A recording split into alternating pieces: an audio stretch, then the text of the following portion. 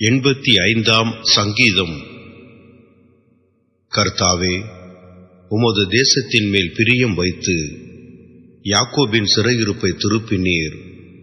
உமது ஜனத்தின் அக்கிரமத்தை மன்னித்து அவர்கள் பாவத்தை எல்லாம் மூடினீர். உமது உக்கிரத்தை எல்லாம் அடக்கிக் கொண்டு உமது கோபத்தின் எரிச்சலை விட்டு திருப்பினீர். எங்கள் இரட்சிப்பின் தேவனே, நீர் எங்களை திருப்பிக் கொண்டு வாரும். எங்கள் மேலுள்ள உமது கோபத்தை ஆறப்பண்ணும். என்றைக்கும் எங்கள் மேல் கோபமாயிருப்பீரோ? தலைமுறை தலைமுறையாக உமது கோபத்தை நீடித்திருக்க பண்ணுவீரோ? உமது ஜனங்கள் உம்மில் மகிழ்ந்திருக்கும்படி நீர் எங்களை திரும்ப உயிர்ப்பிக்க மாட்டீரோ?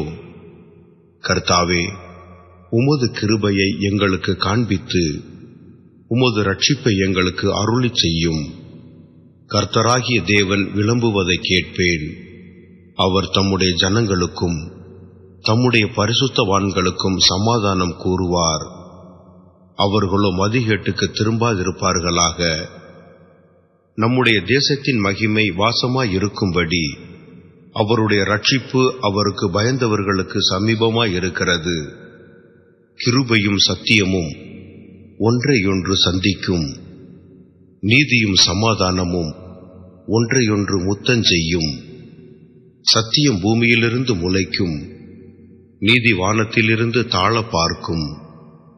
கர்த்தர் நன்மையானதை தருவார், நம்முடைய தேசமும் தன் பலனை கொடுக்கும்.